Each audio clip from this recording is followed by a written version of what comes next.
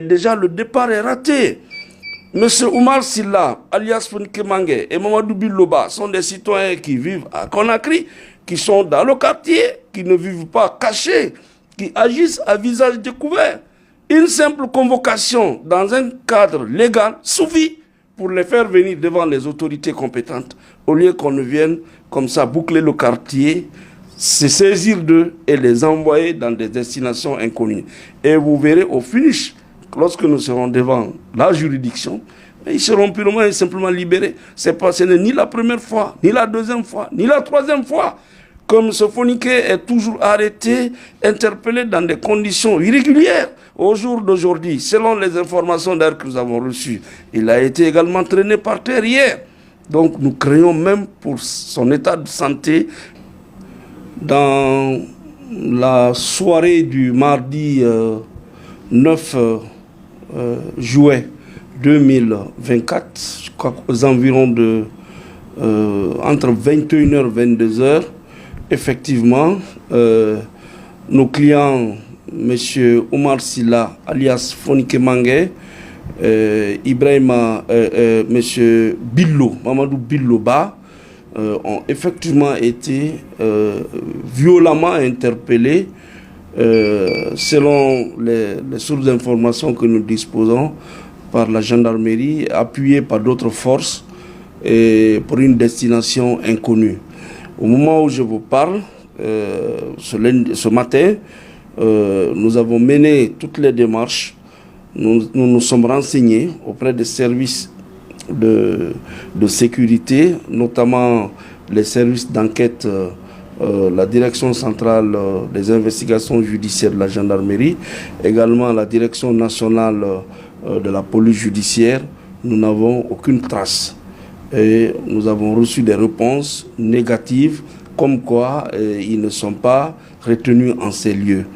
Donc nous commençons à être très inquiets parce que nous ignorons totalement les motifs de leur interpellation, nous ignorons totalement le lieu où ils sont retenus, les conditions dans lesquelles ils sont retenus, sans oublier d'ailleurs qu'ils sont des activistes de la société civile. Donc à présent, le collectif va rapidement se retrouver.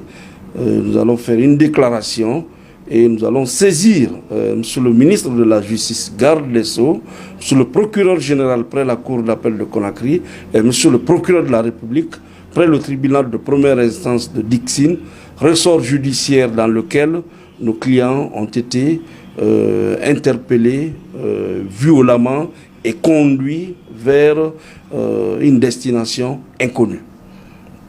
À date, est-ce que vous avez, puisque certains nous disaient, est-ce qu'ils ne seraient pas détenus au commandement de la gendarmerie et autres, est-ce que vous avez essayé de contacter? Oui, effectivement, comme je l'ai dit tantôt, ce matin, nous avons passé des coups de fil à ces autorités judiciaires au plus haut niveau, parce que si c'est dans le cadre d'une enquête qui est déclenchée, je pense qu'aujourd'hui, il devait être à la disposition des enquêteurs pour la suite de la procédure. La liberté est sacrée. Les conditions et les formes dans lesquelles tout citoyen en conflit avec la loi doit être interpellé, doit être traité avant d'être présenté devant monsieur le procureur de la République.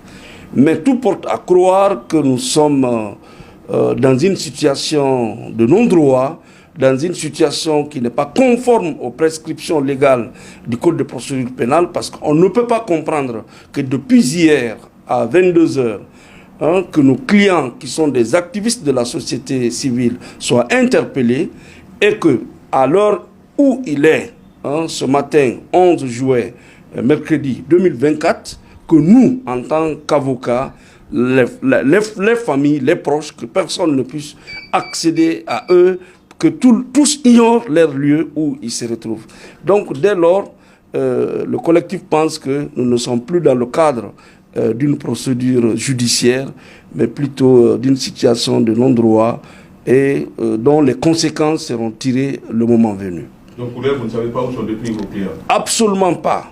Or, nous devons accéder librement à nos clients Parce que on ne peut pas comprendre que des citoyens soient interpellés ou soient enlevés de la sorte et qu'on les conduise vers une destination inconnue. Il faut que cela cesse.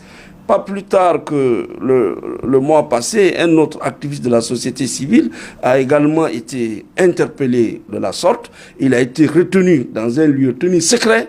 Il a fallu attendre 1 ou 2 mois avant qu'il ne soit présenté devant monsieur le procureur, qui l'a libéré. Parce que ça, c'est une situation de non-droit. C'est une injustice. C'est un attentat contre la liberté individuelle et à la limite même une séquestration. Donc, nous nous battons ici, dans ce pays, pour que les règles de droit, les règles les plus élémentaires, les règles protectrices des libertés individuelles et collectives soient respectées. Nul n'est au-dessus de la loi. Mais chaque fois qu'un citoyen commet une infraction ou est présumé avoir commis une infraction, faut-il encore que les règles prescrites en la matière soient respectées, qu'il soit convoqué régulièrement, entendu régulièrement et qu'il se défende face à l'accusation. Mais quand on vient sans convocation, sans mandat et nuitamment interpeller des citoyens, mais c'est une reculade de l'état de droit, c'est une reculade des règles protectrices des libertés. Je ne me retrouve plus dans une telle procédure. Nous allons jouer notre partition, mais déjà le départ est raté. Monsieur Oumar Silla, alias Fonike Mange et Mamadou Biloba sont des citoyens qui vivent à Conakry, qui sont dans le quartier, qui ne vivent pas cachés, qui agissent à visage découvert. Une simple convocation dans un cadre légal suffit pour les faire venir devant les autorités compétentes, au lieu qu'on ne vienne comme ça boucler le quartier, se saisir d'eux et les envoyer dans des destinations inconnues. Et vous verrez au finish, lorsque nous serons devant la juridiction, ils seront purement et simplement libérés. Ce n'est ni la première fois, ni la deuxième fois, ni la troisième fois que M. Fonike est toujours arrêté, interpellé dans des conditions irrégulières. Au jour d'aujourd'hui, selon les informations d'ailleurs que nous avons reçues, il a été également traîné par terre hier. Donc nous craignons même pour son état de santé, pour sa sécurité, pour ses conditions. Et d'ailleurs, le collectif exige leur remise en liberté si on ne retient rien contre eux en termes de violation de la loi pénale.